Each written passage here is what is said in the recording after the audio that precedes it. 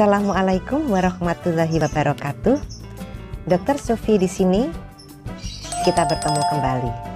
Sobat sehat, akreditasi bukan sekedar dokumen. Ada 5 cara penilaian dalam akreditasi yang dilakukan oleh surveyor yang dikenal dengan RDOWS. Apa itu? R adalah melihat dokumen regulasi, yaitu SK, pedoman, panduan, dan SPO. D, melihat dokumen bukti implementasi. O, observasi. W, melakukan wawancara. Dan S, melakukan simulasi atau sobat sehat diminta melakukan simulasi oleh surveyor. Ini untuk membuktikan apakah sobat sehat sudah melakukan kerjakan yang ditulis dan tulis yang dikerjakan. Channel YouTube Dr. Sufi dibangun untuk itu semua. Ini adalah video saya yang ke-344 tentang kriteria program pencegahan dan penanggulangan kebakaran.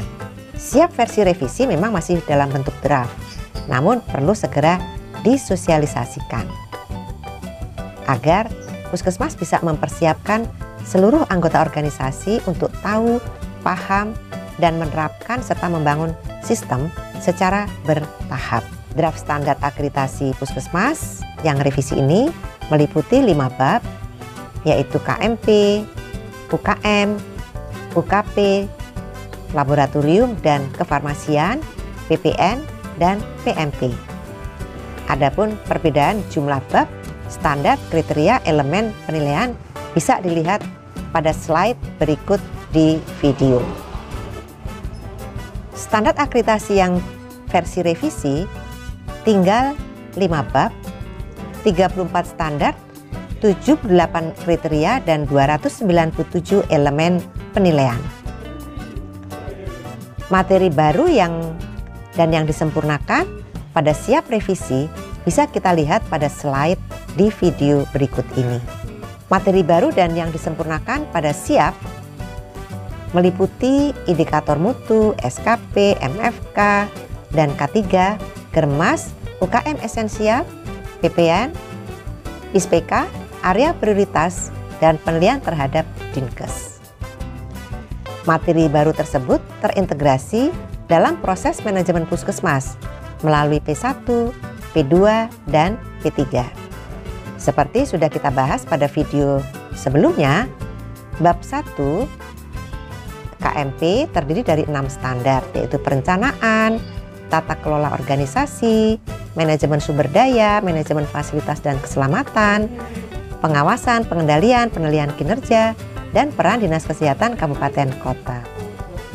Sobat sehat, kita telah membahas 2 kriteria dari standar perencanaan Puskesmas, yaitu kriteria penetapan layanan dan kriteria akses pengguna layanan pada video 329 dan 330. Kita juga telah membahas 4 kriteria dari standar tata kelola organisasi, yaitu kriteria struktur organisasi, kriteria dokumen regulasi dan pengendalian dokumen, kemudian kriteria pengelolaan jaringan dan jejaring, kriteria sistem informasi Puskesmas atau SIP yang terdapat pada video 331 sampai dengan 334.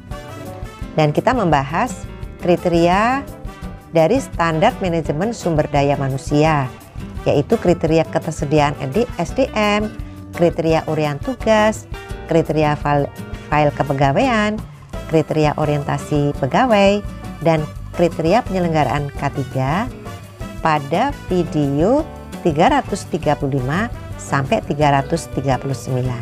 Nah, sobat sehat, selanjutnya kita membahas di video 340 sampai 338 tentang 8 kriteria dari standar manajemen fasilitas dan keselamatan.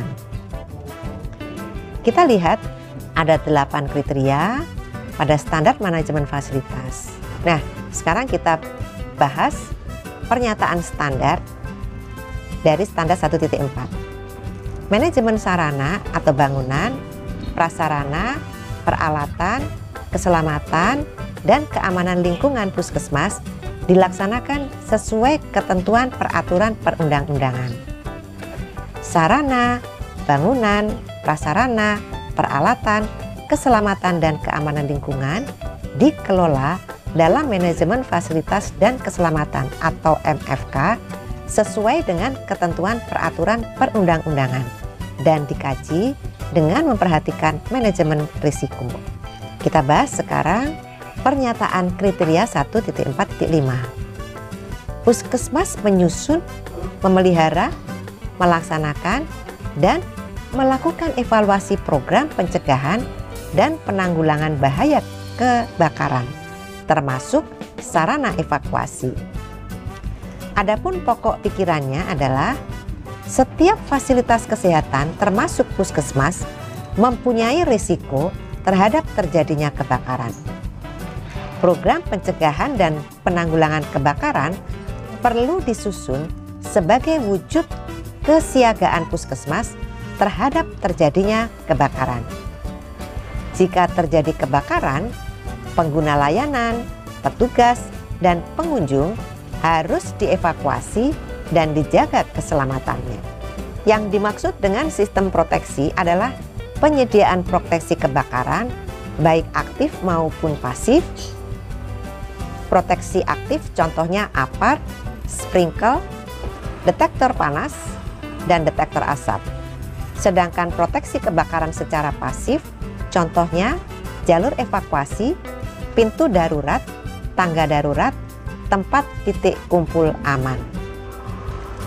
Merokok berdampak negatif terhadap kesehatan dan dapat menjadi sumber terjadinya kebakaran.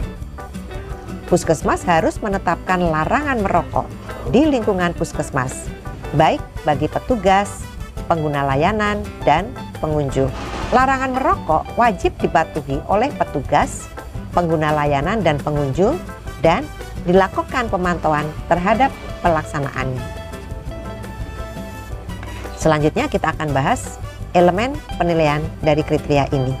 Pertama, dilakukan program pencegahan dan penanggulangan kebakaran. Angka 1 sampai angka 4 huruf D pada kriteria 1.4.1. Di sini berarti harus disiapkan DOW. Kedua, dilakukan inspeksi, pengujian, dan pemeliharaan terhadap alat deteksi dini, alarm, jalur evakuasi, serta keberfungsian alat pemadam api. Di sini surveyor akan menilai melalui DOW. Ketiga, dilakukan simulasi dan evaluasi tahunan terhadap program pengamanan kebakaran. Surveyor akan menilai melalui D dan W. Elemen penilaian yang keempat, ditetapkan kebijakan larangan merokok bagi petugas, pengguna layanan, dan pengunjung di area puskesmas. Surveyor akan menilai melalui R. Sobat sehat, berikut kita lihat satu slide yang menjelaskan pokok pikiran dari kriteria 1.4.5 program pencegahan dan penanggulangan kebakaran di video. Berikutnya kita lihat video yang menunjukkan apa saja yang harus dilakukan untuk memenuhi elemen penilaian kriteria 1.4.5.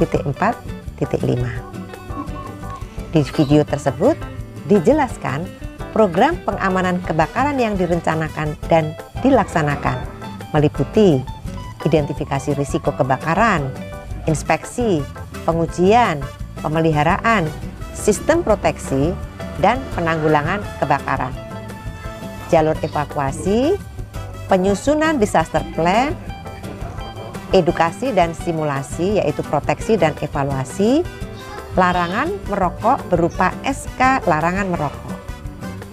Slide selanjutnya menunjukkan program pengamanan kebakaran dengan menyusun rencana dan penjadwalan kegiatan, yaitu identifikasi risiko terhadap terjadinya kebakaran, inspeksi terhadap sistem proteksi kebakaran, ketersediaan sarana, menguji dan memelihara sistem proteksi secara periodik, meningkatkan sumber daya manusia melalui edukasi dan simulasi, memantau kepatuhan kebijakan larangan merokok. Berikutnya, kita melihat slide di video tentang pengujian dan pemeliharaan. Sobat Sehat juga bisa melihat slide tentang edukasi dan sosialisasi tentang pencegahan dan pengamanan kebakaran di video ini.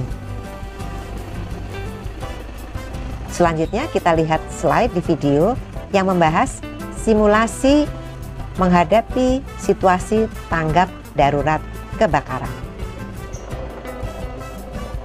Selanjutnya Sobat Sehat bisa melihat slide di video yang menjelaskan kebijakan larangan merokok.